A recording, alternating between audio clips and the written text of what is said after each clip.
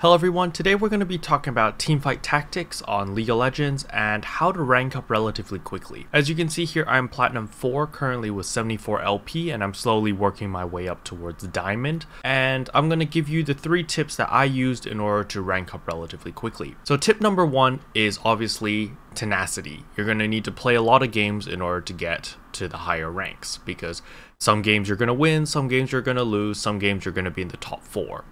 So from Iron till around Gold 2, as long as you're in the top 4, you're going to start getting LP. However, from Gold 1 and above, you need to be in the top 3 to get LP. Being 4th place sometimes gains you a little bit, and sometimes you might lose a little bit, depending on the average rank of the people you're queuing up with. It especially happens if you are Gold 1 and you're queuing with a couple of Iron friends, like maybe 1 or 2 Iron friends. And then if you do get 4th place, there is a chance of getting negative LP. It happened a couple times for me. It wasn't minus a lot, it was only -1, -2 LP, so it wasn't a big deal, but just keep that in mind. So tip number 2 is to stay calm at all times. It's very easy to panic in this game because you don't have a game plan, you don't know what your team strategy is, you don't know what your team synergy is, and you're kind of always thinking on the fly. So it's very easy to panic and suddenly burn through all the economy you saved up and kind of screw yourself over for the rest of the game. So it's always very important to sit down, think about your team composition, even from around round 2, round 3, just to take a look at, okay, this is what I have and what I'm going to be building off and what my foundation is going to be. It's always important to build a foundation at the very beginning. For example, if you're going nobles, then maybe you start with your 3 nobles and then you build off 3 nobles and 3 of something else. Maybe 3 nobles, 3 pirates, 3 nobles, 3 yordles, 3 nobles, 3 something, or even 2 something. You could even go nobles wild. And just start off with the foundation of something and then slowly transition over. Try to avoid doing full 180-degree changes.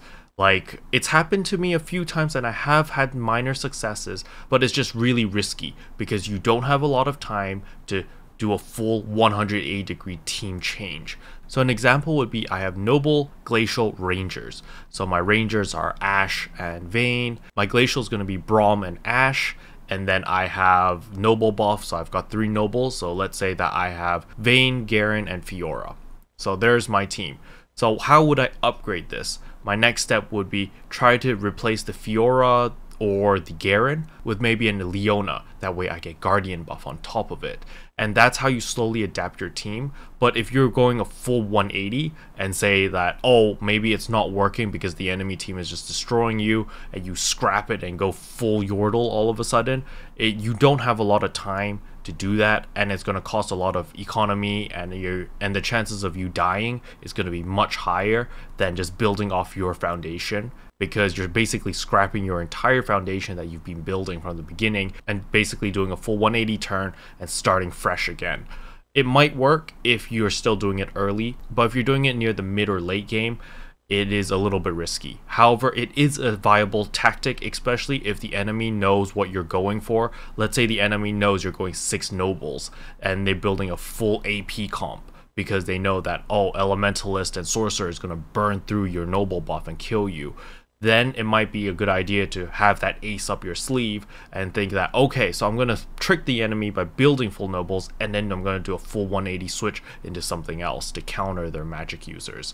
So that is a viable strategy, but just understand that it does take a lot of mental fortitude and a lot of game knowledge in order to do it quickly and within the time limit that the game gives you. So this transitions me over to tip number 3, and that is game knowledge. So the more you know about TFT, the more compositions you know on what counters them and what units are strong, the better you're going to perform in TFT. So let's use myself as an example. I'm very familiar with Glacials, Nobles, Rangers, Gunslingers, as well as Yordles.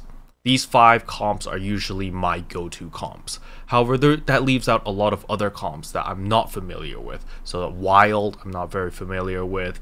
Blade Master is definitely not familiar with. Sorcerers, Elementalists, I'm not familiar with. So there's a lot of team comps out there that I need to get more practice with so that I know the build path. basically, okay, I get X unit, I get Y unit, I get Z unit. Alright, so I've got the Trinity, and what do I do from here? What do I build off this? So one good example would be pirates. If you're going pirates, it might be a good idea to go gunslingers, mainly because 3 of the pirates are gunslingers. So you've got Graves, which is a gunslinger, you've got Misfortune, which is a gunslinger, you've got Gangplank, which is also a gunslinger.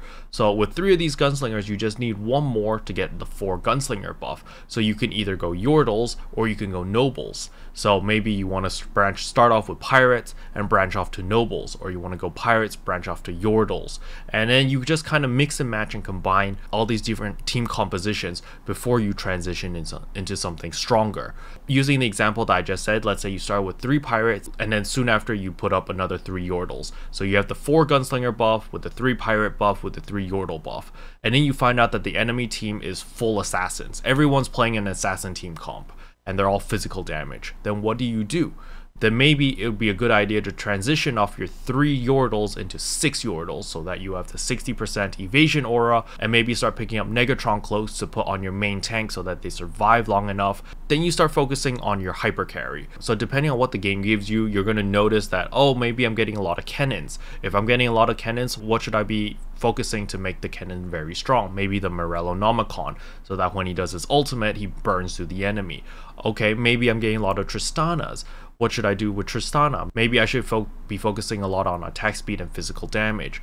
Or maybe I got a lot of Vagars. If I got a lot of Vagars, what should I be focusing on? Maybe I need a Death Cap, maybe I need a Spear of Sojin, maybe I could even use a rapid fire cannon so you can stay all the way at the back line and attack. So this comes in with the knowledge of itemization. So what items would I need to focus on in order to make my strongest unit or my hyper carry within the team composition carry even harder?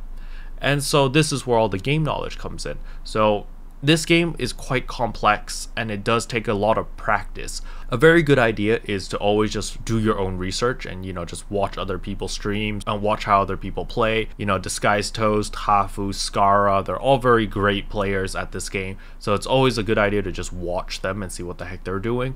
But I enjoy playing the game for what it is. I usually just watch like the highlight clips of what they do. Maybe I get inspiration and be like, oh wow, that Volibear build was very interesting. But because I don't like Volibear as a unit, maybe I will transition what I saw on the video and put it on a different unit, and maybe I'll be like, let's try that on Ash, or let's try that on a different unit, and then see how that turns out.